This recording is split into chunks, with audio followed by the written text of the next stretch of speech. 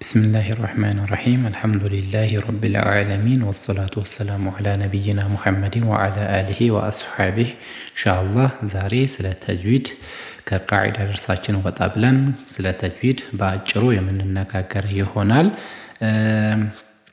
تجويد بلو مالات من مالتنا بلن سنال تجويد بلو مالات بقوان قوي ترقامي بعربية لك وانا منقر سيتاي تجويد بلو مالات انقدي ما سامر ማስዋብ ማሳመር የሚለውን ትርጓሜ ይይዛል።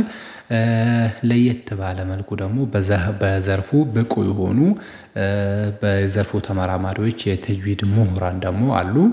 እነሱ ደግሞ ሙያዊ ትንታኔያቸውን ሰጥተውታል። የተጅዊድ ምሁራን የዘርፉ ባለሙያዎች የሰጡት ሙያዊ ትንታኔያቸውን ስንመለከት ተጅዊድ ብሎ ማለት የአረብኛ ፊደላቶች እንግዲህ 28 ናቸው። እነዛን የአረብኛ 28 ፊደላቶችን ለሁሉም ፊደላቶች መውጫ ቦታ አላቸው። ያንን መውጫ ቦታቸውን ማወቅና ከዛ ከመውጫ ቦታቸው እነዚህን የአረብኛ ፊደላቶችን ቁርአን በምንቀራበት ጊዜ ከመውጫ ቦታቸው እያወጣን መቅራት አንድ። ሁለተኛ ደግሞ የአረብኛ ፊደላቶች ባህሪያቶች አሏቸው። የሚወፍር ፊደል አለ፣ ነጠር የተደረገ የሚነበብ ፊደል አለ። እንዲሁም ደግሞ ትንፋሽ በደንብ ሰጠት አድርገን የምናነበው ፊደል አለ።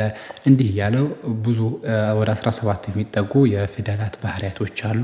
እነዛ ባህሪያቶችን በጠበቀ መልኩ እየተገበርን ቁርአን ላይ እነዚህን በባህሪያቶችን በጠበቀ መልኩ ቁርአን በምን መቅራት እንዲሁም ደግሞ ሌሎች የተጅዊድ ህግጋቶችም አሉ እነ መድን የመሳሰሉ እነዛንም በጠበቀ መልኩ ቁርአንን ማንበባችን ተጅዊድ ብለው ይሉታል የተጅዊድ ምሁራን ማለት ነው። ስለዚህ ተጅዊድ ብሎ ማለት ለእያንዳንዱ ፊደል የሚገባውን ከመውጫ ከባህሪ ከሙዱድ በሐቃቸውን እየሰጠን እነዚህን የአረብኛ ፊደላቶችን ቁርአንን ማንበባችን ተጅዊድ ተብሎ ይባላል ማለት ነው። በተጅዊድ ውስጥ በጣም ብዙ ነጥቦች ንዑስ ሐሳቦች ከስር ብዙ የሚነሱ ነጥቦች አሉ። ኢንሻአላህ ወደፊት እያንዳንዳቸውን የነጣጠልን በጣም ቀለል ባለ መንገድ ለማየት እንሞክራለን።